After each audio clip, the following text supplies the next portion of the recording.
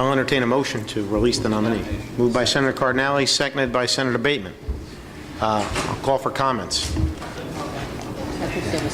Quan nomination, Senator O'Toole. Chair, this is the time we're going to comment with her. Thank you. I heard a lot of discussion today. We've been here for 6 or 7 hours. Many things were said on the record as opposed to reading about them in blogs or in the shadows of the halls of Trenton. Let's address a couple of things here. First, we talk about the partisan breakup or the partisan nature of the composition of the court. There may be some misunderstanding about that, the nature of the court. If, in fact, nominees Quan and Harris are approved, even reported by the Star Ledger today, it'll be a 3-2-2 split. And even if one were to argue that Quan were a Republican, which clearly the facts bear out that he's not, it would be a 4-2-1 split. Currently, it is a 3-2-1 split in favor of the Democrats. In 2007 to 2010, it was 4-2-1 favor of the Democrats. 2006 to 7, 4-2-1 favor of the Democrats. 04 to 06, 4-2-1. 03 to 04, 4-2-1, all in favor of the Democrats. 02 to 03, 4-2-1 Democrats. 2000, 2002, it was 3-3-1. 99 to 2000, 4-3 Republican. 96 to 99, 4-3 Republican. Under Whitman in 94 to 96, it was 4-3 Democrat. Under Kane, it was 4-3 Democrat throughout his 2 terms. Under Byrne, it was 4-3 Democrat, 4-3 Democrat, 4-3 Democrat. Going back to the 70s, under Cahill, it was 4-3 Democrat, 4-3 Democrat, 4-3 Democrat, and 73 to 70 through 73, 4-3 Republican, 73 to 75, 4-3 Democrat. Going back to Governor Maynard, 56 to 57, 4-3 Democrat, 4-3 Democrat, 56 to 59, 59 to 60, 4-3 Democrat, 60 to 71, 4-3 Democrat. Under Driscoll, 48 to 52, 4-3 Republican, 52 to 56, 4-3 Republican. Where was the outrage when it was 4-2? 4 Democrats, 2 Republicans, 1 independent under McGreevey or Corzine? Where was the outrage of the imbalance? To me, what I'm hearing is a phony, fabricated, partisan outburst, temper tantrum, that it's going to be a 3-2-1, or 3-2-2 rather, or even in the worst light, 4-2-1. Where's the outrage when it was 4 Democrats, 2 Republicans? When we talk about justices and judicial experience, for the last 35 years, going back to Byrne, there's been 18 justices appointed. 11 of those 18 had no prior judicial experience. None. And of those 18, 5, LaVecchia, Long, Zazali, O'Hearn, Pollock, all worked as commissioners under an administration. During those same 35 years, 6 justices worked as the Attorney General or First Assistant or Director of Public Law. You had Rabner, who worked as the AG, LaVecchia, Director of Law, Zazali, Venero, Poritz, AG, Handler, worked as a First Assistant. 11 of 18 had no judicial experience.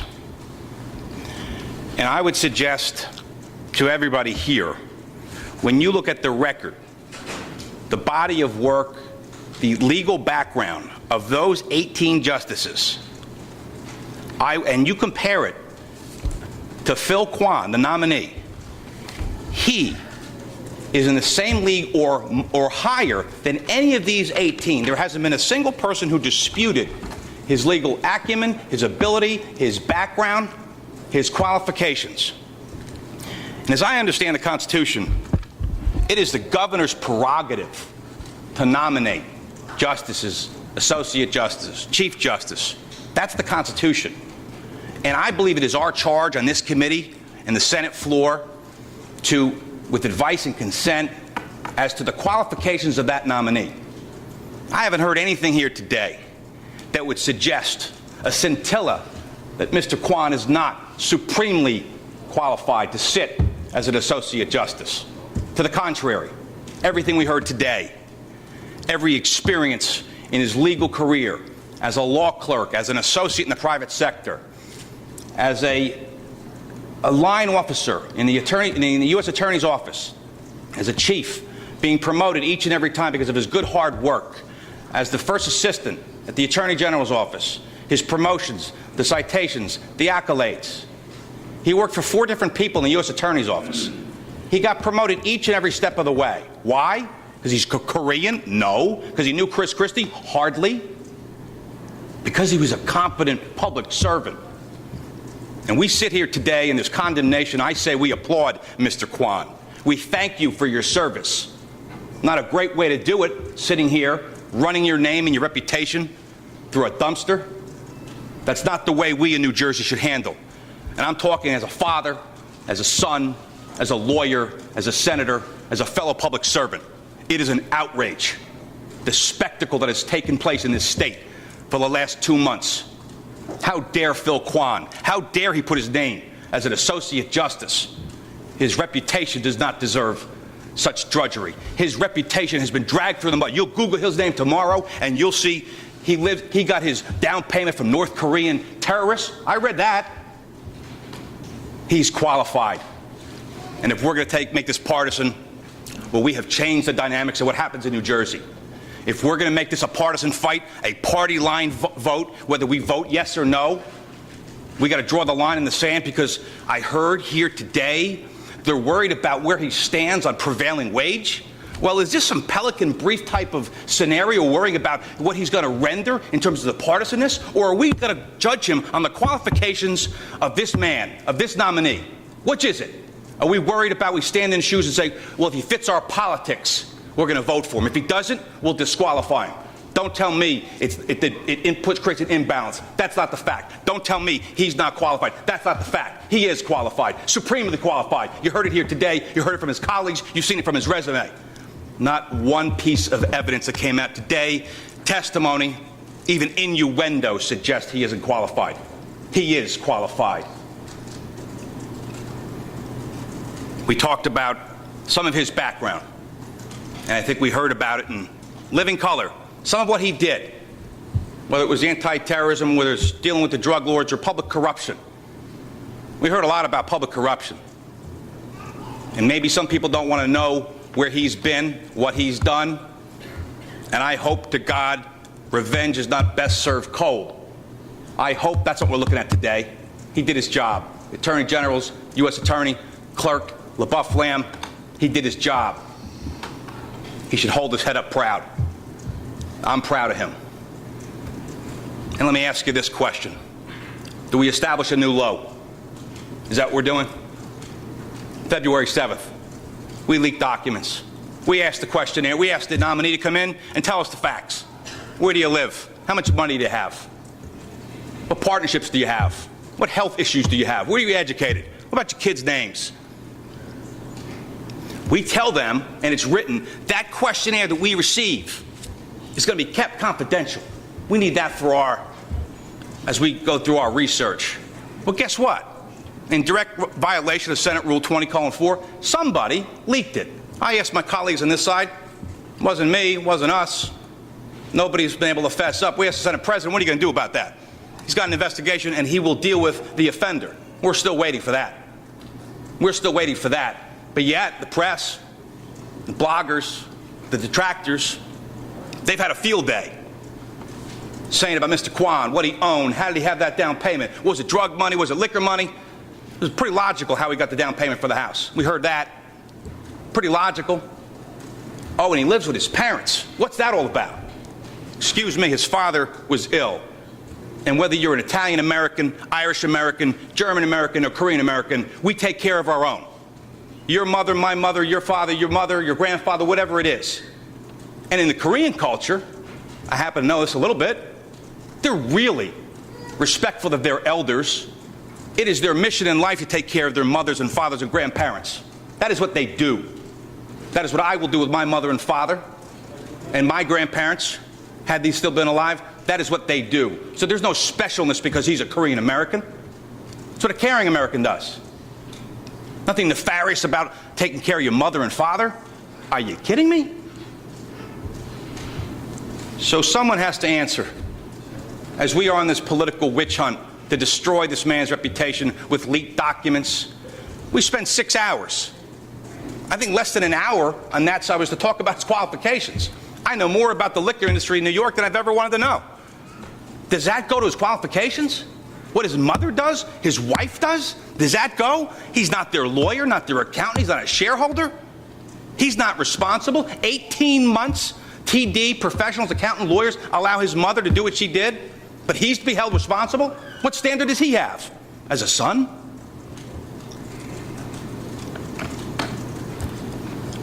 I am so very proud.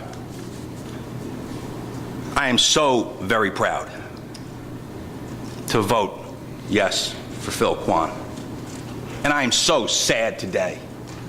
I drove down here today and I thought we're going to have a hearing. We didn't have a hearing. Had a lynching. This is my right to speak. I didn't editorialize. I didn't criticize. You have the mic. You can say whatever you want. Well, I don't think we say whatever we want, but You I don't can think certainly say whatever you want, Senator. I don't think we've had a lynch. Well, that's your opinion. No one's... I don't believe this nominee was given a fair chance. I heard the questions, every single one of them. Didn't go to his qualifications. Went to a liquor store in New York, his mother, maybe his wife. Well, that's the nomination then. If that's the standard we set, every nominee after this, Republican, Democrat, you better bring up every resume, every tax record of your brother, your uncle, your aunt, your sister. I want to see it all, because that's what we're doing. That's the new standard we have.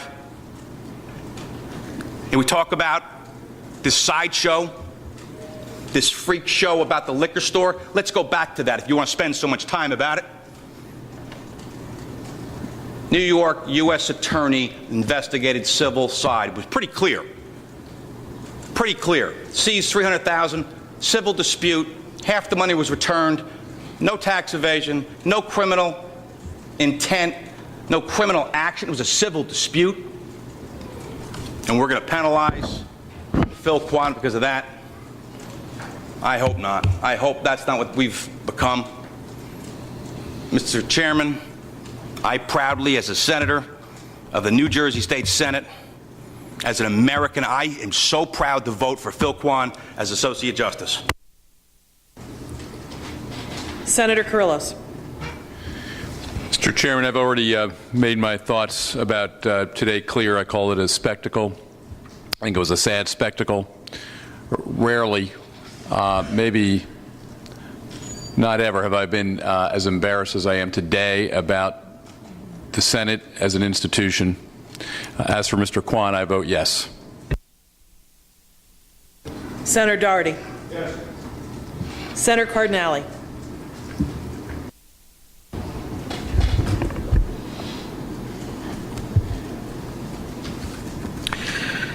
Senator Toole has said it at great length, and I will associate myself with his remarks.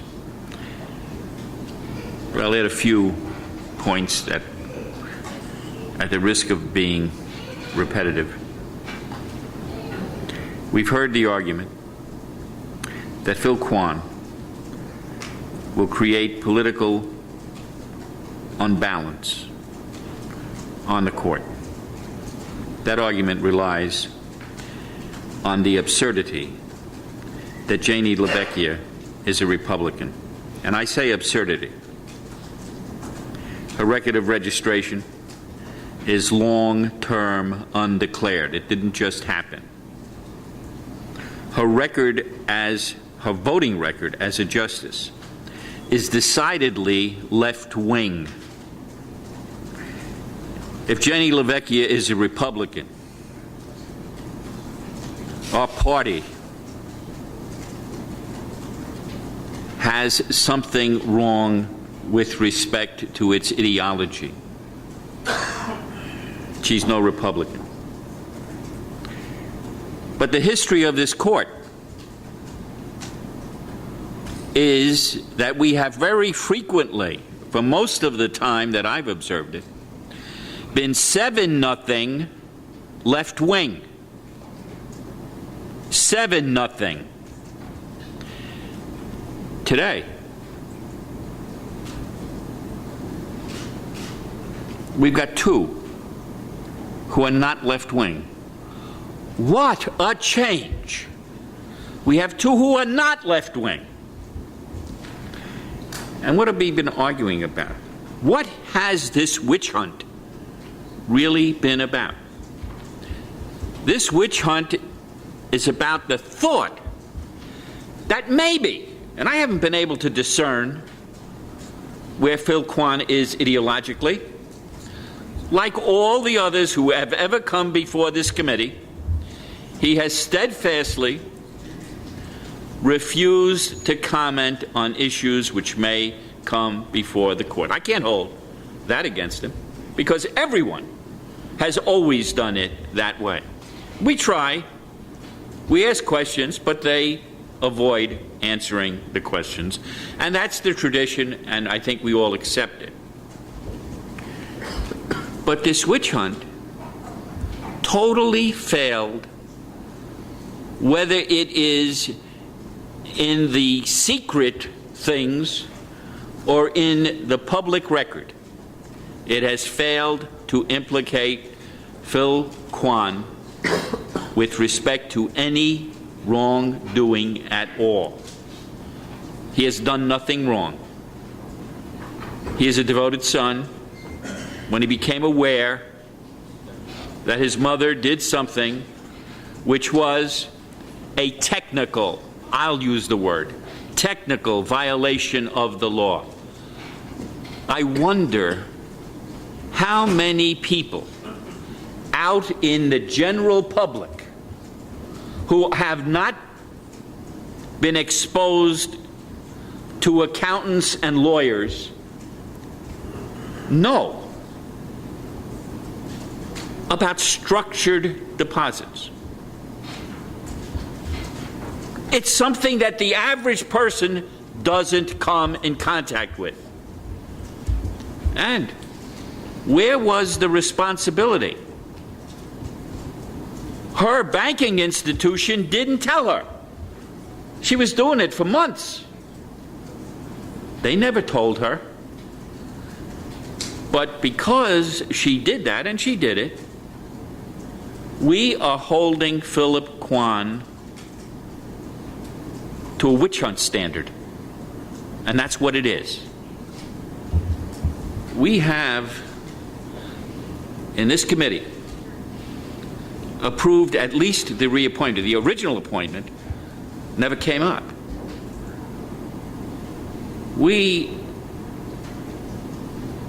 Actually, it was in this room where the Senate vote was taken because everything else was closed. The other building was closed. And we approved a Chief Justice for reappointment who lived in New York. Lived in New York! And we appointed him. And we accepted the absurdity that he lived, his official residence was a one-bedroom apartment in Perth Amboy. I've seen pictures of the interior of that. It had one closet. By his own testimony, the kitchen did not have enough room for a kitchen table. But this committee, I wasn't on it. I don't think there's anybody left here who was on it. Approved his renomination. Why? Because he was a left-wing fanatic who destroyed the economy of the state of New Jersey with decision after decision after decision. And there are people who are very happy with what he did and want to continue his tradition because they've benefited from it in some small way.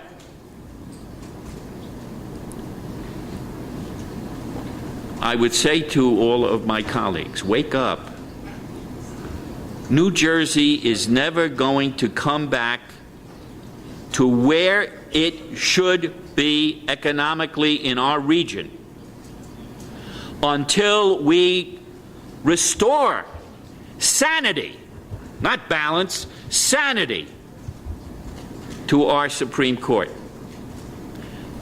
Only if we are willing to do that. And yeah, somebody's political ideology is not going to be represented the way it is today on our court.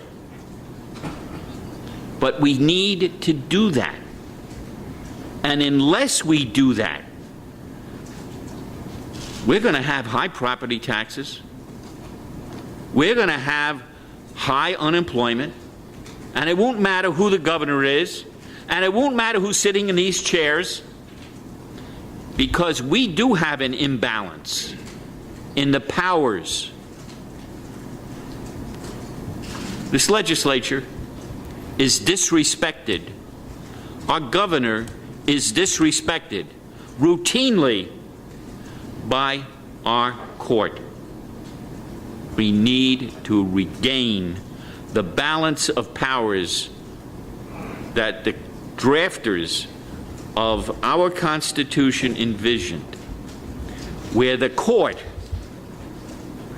is only one branch of government and doesn't dominate the others.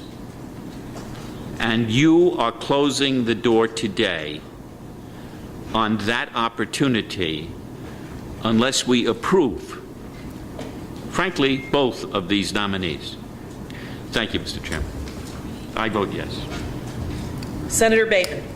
Thank you. Mr. Chairman, I feel if we turn down this candidate today, we are really establishing a terrible precedent. There's no question in my mind that Phil Quan is eminently qualified to sit on the New Jersey Supreme Court. From what I heard from his candid answers today and when he came to my legislative office, there's no question he answered all the questions, I think, admirably. He explained the situation with his mom and his dad and the family business. I think our responsibility here, and I know, Mr. Chairman, you share these concerns, we have a responsibility to vet candidates who we think are going to be fair, competent, and qualified to sit on the bench. There's no question. If you look at Mr. Kwan's background, his educational background is phenomenal. His experience in the public sector as the first Attorney General and also as an associate with one of the larger firms in New Jersey, his experience is really second to none. And in my 2 years sitting on this committee, I've never seen a candidate drilled like Mr. Kwan was today. And I'm saddened by that because I think out of many of the individuals that we've had an opportunity to vet, he is probably more qualified than some members sitting on the bench right now.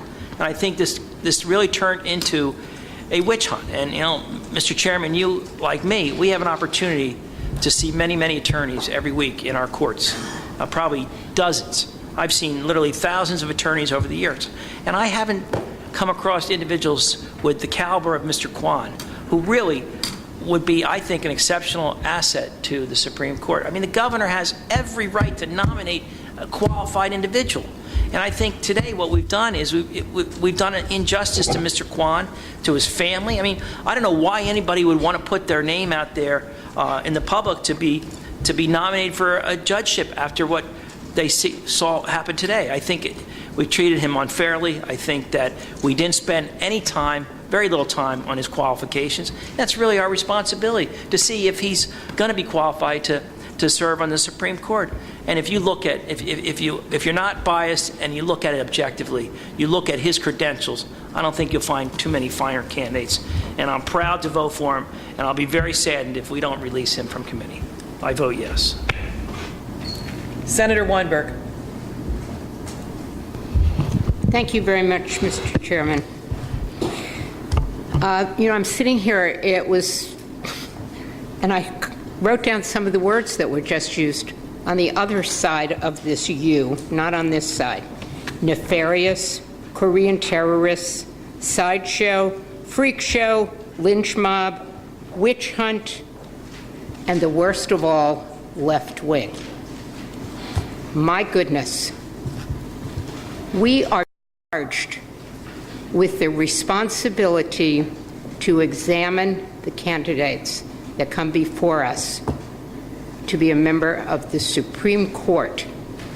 Candidates who decide on things, and I clipped this out of the newspaper this morning, of decisions that have been made recently or over the last number of years, and whether you agree with them or not, the issues like school funding, affordable housing, abortion, right to die, racial profiling, right to free speech, creation of things like Pinelands and Highlands, rent control, and various other subjects that affect every man, woman, and child who live in the state of New Jersey. That is a charge that I took very seriously. I met with Mr. Kwan in my office. I questioned him here this afternoon, and I listened to what he said to us. And in fact, my questions came around his own answers to us a little earlier.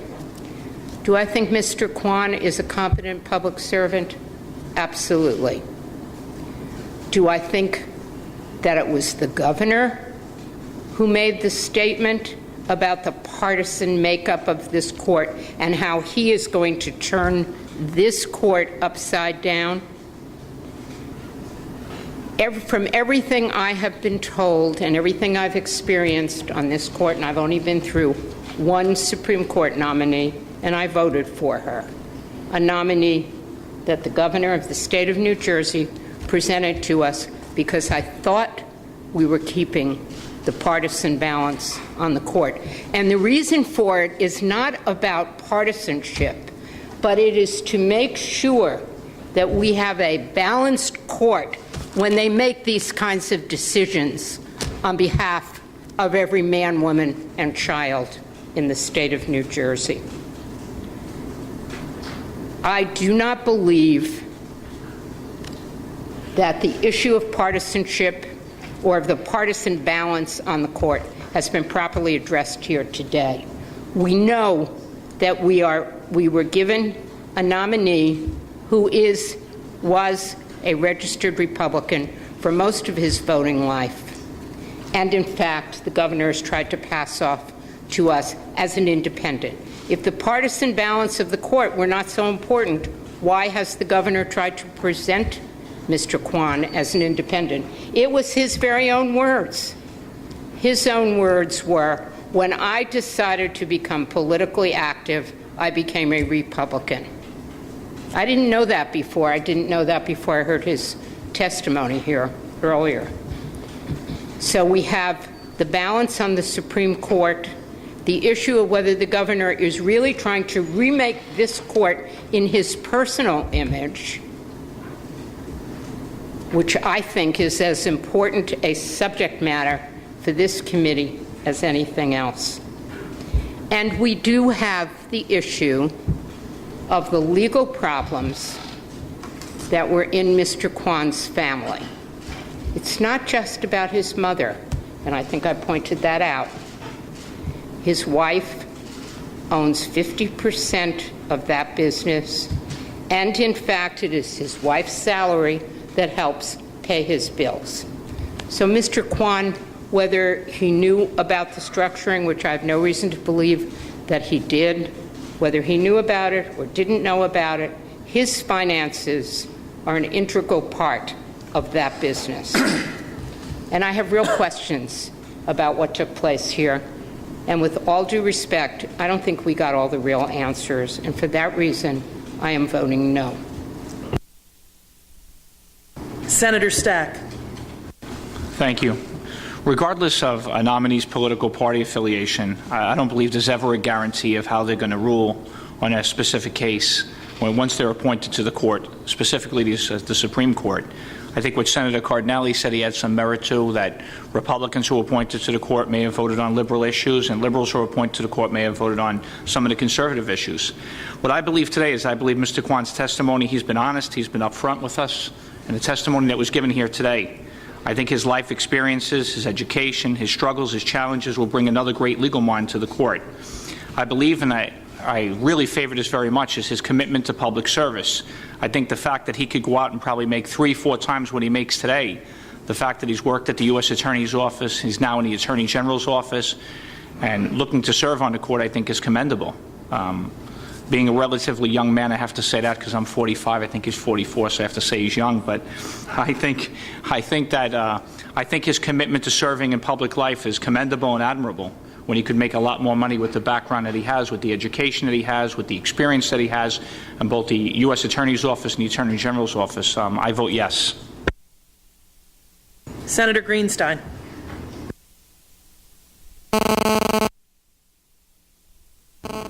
Thank you. Could be this. I'll try to get it away. Thank you. Although I find many aspects of Mr. Kwan to be very impressive, I do not find his explanation of his role in the situation leading to the federal structuring charges to be credible. Since Mr. and Mrs. Kwan and his parents have intermingled finances and living arrangements, his explanation that he didn't know what was going on in the family liquor business lacks credibility to me.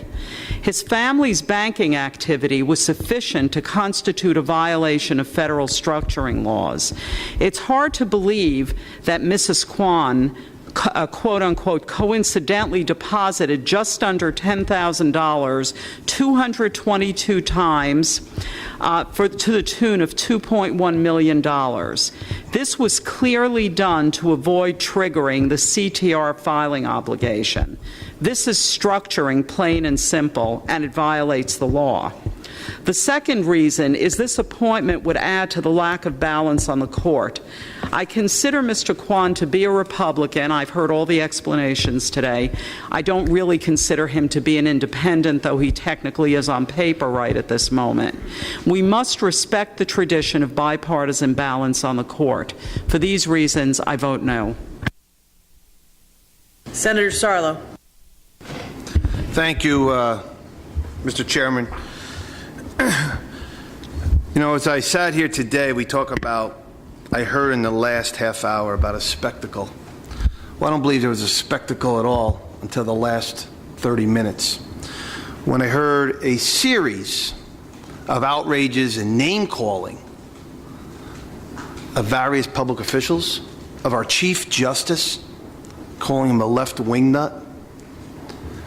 I heard an outrage that turns the public off. So after a long day that we sat here and legitimate questions were asked, we turned this into a spectacle by a series of name-calling. I heard revenge will be best served cold. I heard a whole series of accusations and name-calling. And that was the only time we turned this into a spectacle today. And I can remember sitting here as a chairman of this committee during the tenure and reappointment hearings of Justice Albin. And you want to talk about a spectacle, what that man was put through. After serving for 7 years on the bench and sitting there and reciting case after case, writing after writing for hours on end, and being questioned by many of the members who are still on this panel. Okay, you want to talk about a spectacle? He was attacked from the minute I hit the gavel that day.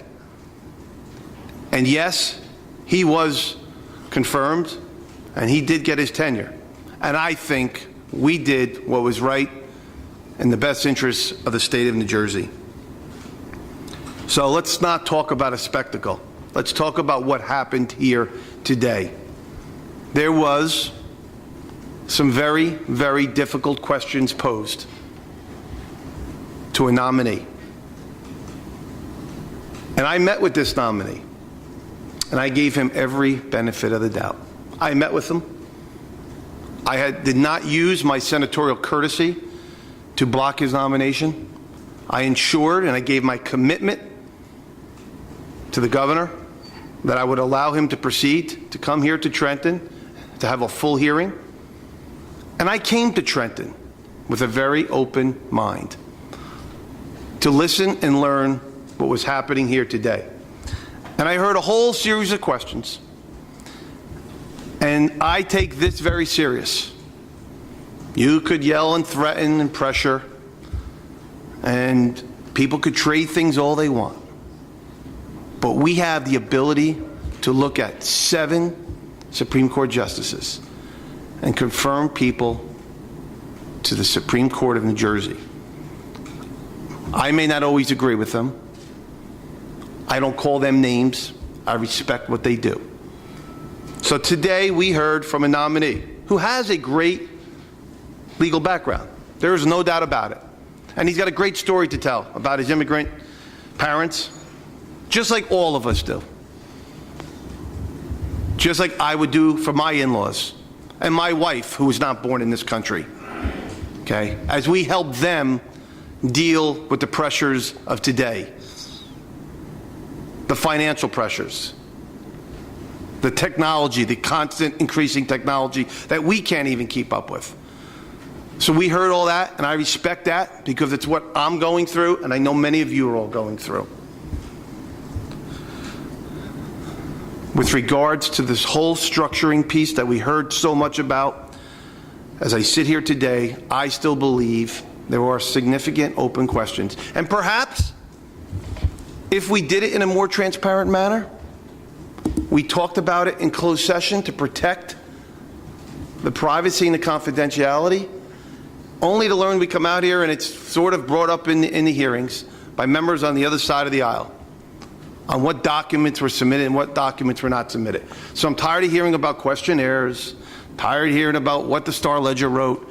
We just went back and met in private, and 5 minutes later, we talked about what documents were reviewed.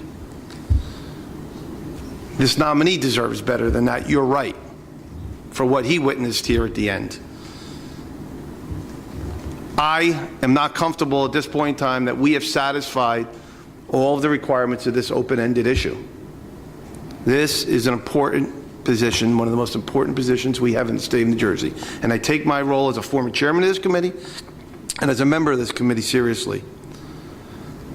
I am concerned about partisan balance. Yes, I am. We've heard from interested parties, but we also look back at what the role of this court is: an independent, equal branch of government. We all go to schools throughout the state, and what are the 5th and 6th grade class here? They ask you about the judicial system. And is it independent? And is it nonpartisan? And is there partisan balance? And I know we all answer it in the same way. Well, let's live up to that today. Let's make sure this court has partisan balance. And I would hope that I had received more answers today to close some of the missing holes and loops.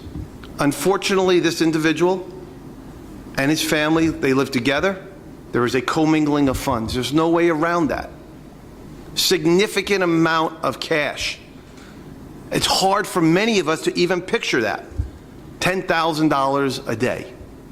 $9,600 and change a day. Okay. I asked very little questions. I don't think I asked one question today, actually. I don't think I asked one question. I know he didn't ask a question. I actually asked a question, and I yielded it to Senator O'Toole. I stopped asking questions. I sat here today and gave every benefit of the doubt. And I went in the back and listened about other documents. And at this point in time, I am still not satisfied. So I would have to vote no. Senator Poe. Thank you. Thank you, Mr. Chairman. You know, I had the opportunity to meet Mr. Kwan in my office, spend 2 hours speaking with him. We had a very open discussion on a number of different issues. They ranged in all areas. In fact, at the very beginning, and a good part of my meeting was discussing his qualifications, his experience, and a great deal of that other half of the other hour was spent on a lot of the structuring issues that we have heard here today. One of the things that I know, and we've heard mentioned either through some of the members here or even through Mr. Kwan himself, are what are some of the important traits that would make for a very good associate justice or justice of the Supreme Court. There's been words used as important as impartiality, openness, open-minded, fairness. there was information or comments about temperament, respect for the litigants, using common sense. I would also apply, though, that there should be, what should also be considered is financial responsibility. And a lot of the questions that were asked today that dealt with the household financial responsibility is still open. And in my mind, in many cases, some of the responses to indicate that that is just the practice or the pattern that was used in the family household in the operation of the business, to me, just simply defies logic. And for that reason, at this time, my answer for that reason is I will be voting no. Senator Lesniak.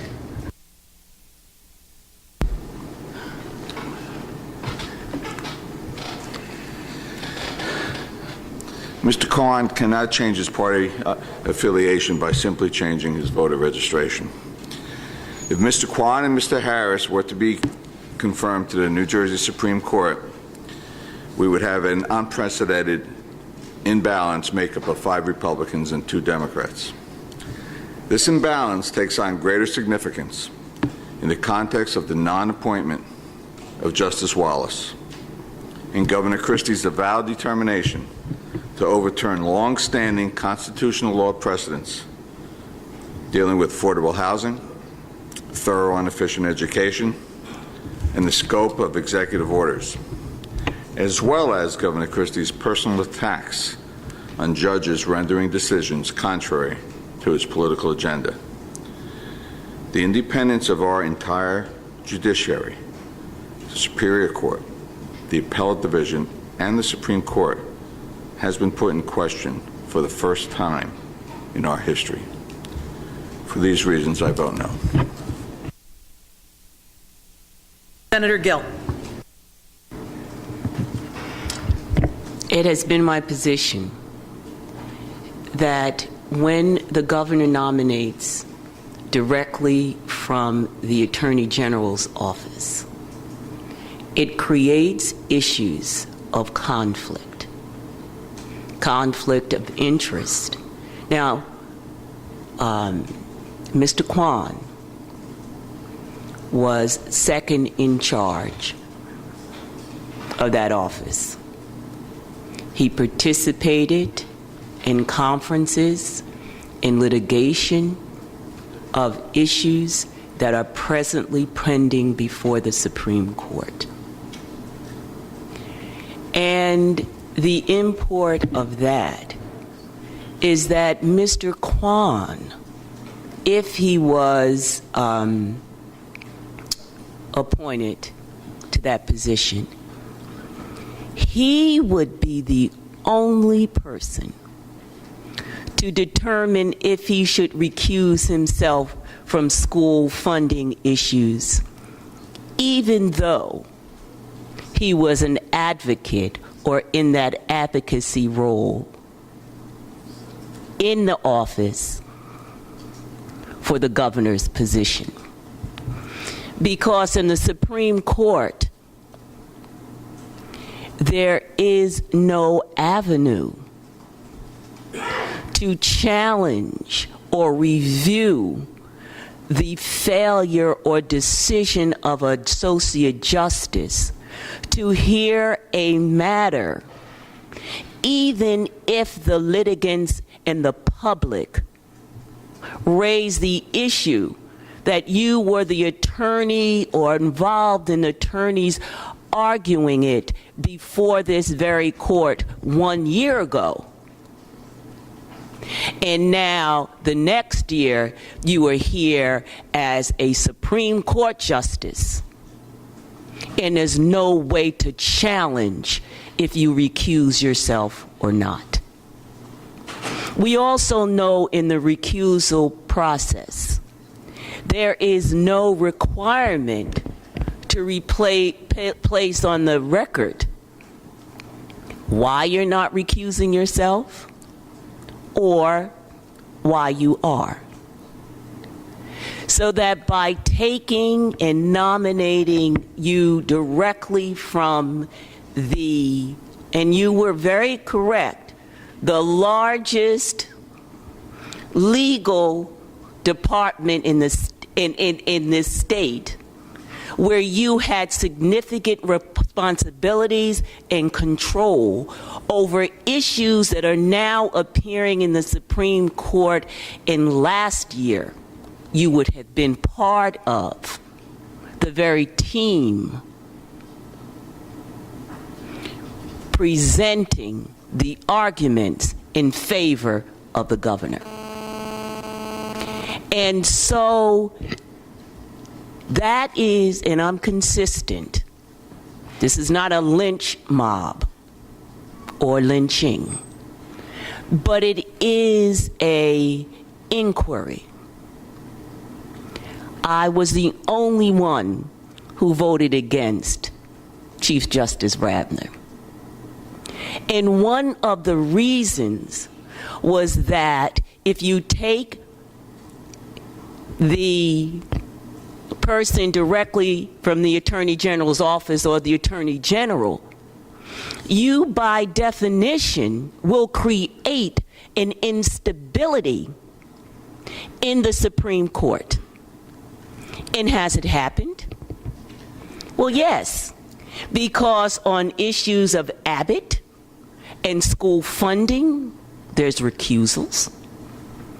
On issues that have been presented in the Attorney General's office, Chief Justice Radner recused himself. And so what does that recusal do? You then would have to, then there's that great debate. Do you bring up an appellate justice?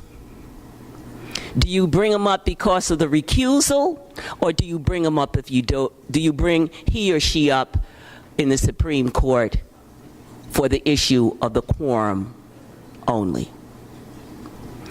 And so we have had, as a result, a Supreme Court who has little or no cohesive voice sometimes on major issues, because the very justices who you nominate or for you, if they came out of the Attorney General's office, then recuse themselves. And if they don't, now I'm giving, this has nothing to do with your integrity. This has something to do with both the perception and the practice before the public. For instance, let's say I come before you and I'm arguing the Abbott decision, or I'm arguing if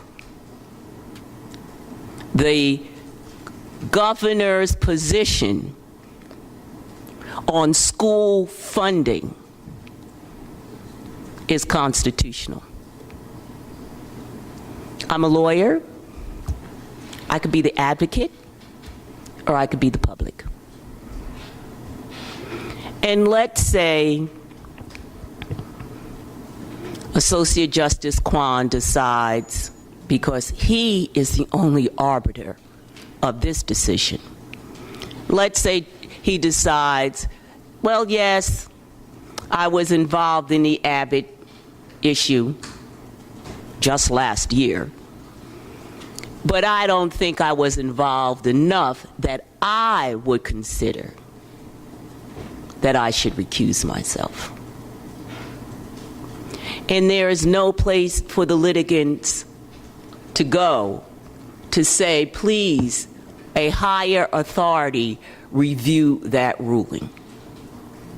Now, and of course, at the appellate division, if an appellate judge did not recuse his or herself, or at the trial division,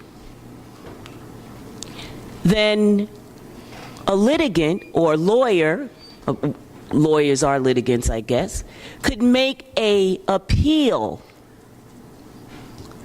from the trial court to the appellate court saying, appellate judge, the trial judge should have recused himself because he or she participated in the very issue as a lawyer over a year ago that now is being argued. If it was at the appellate division, the litigant could go and argue as part of whatever ruling to the Supreme Court saying, look, we didn't get a fair shake.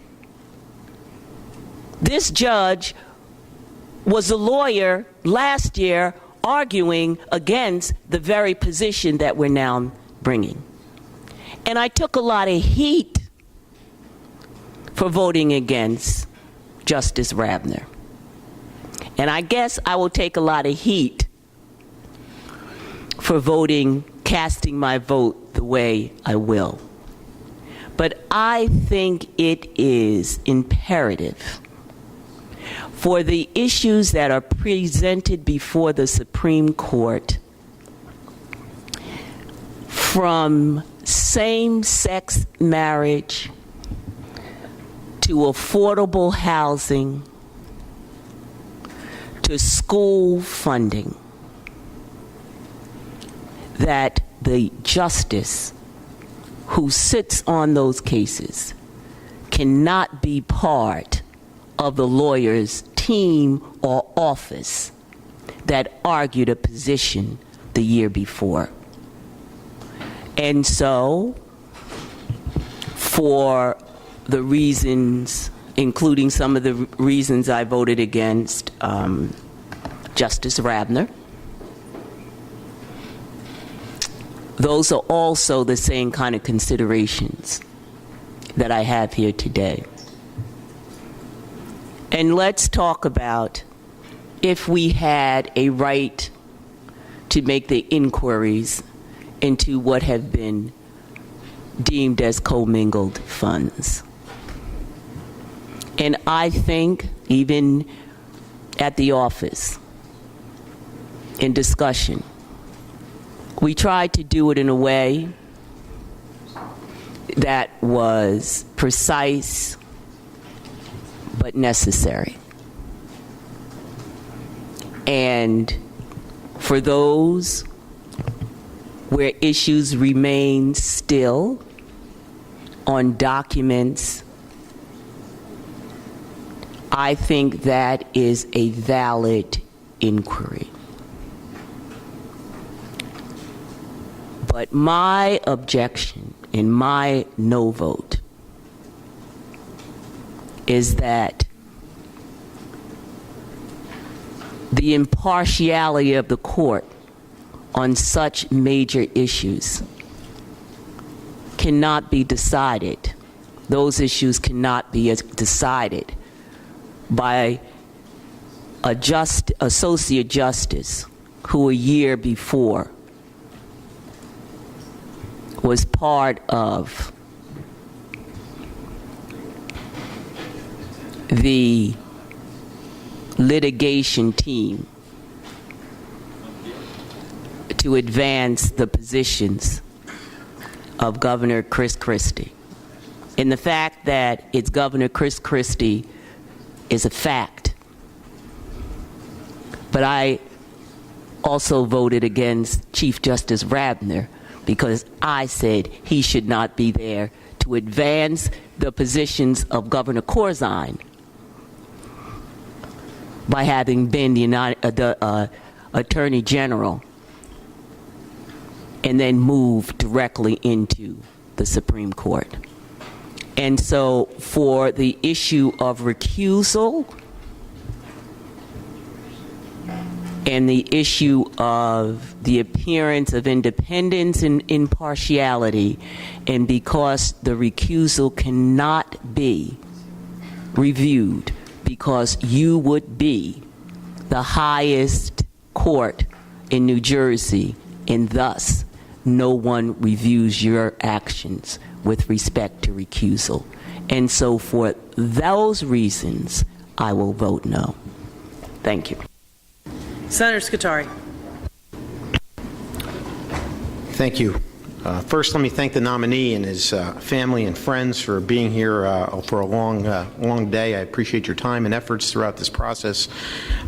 Anytime you put your name out for judicial consideration or consideration for public office in any type of office, it is a difficult one. You hold yourself out to a different level of scrutiny, and for that, I thank you for that.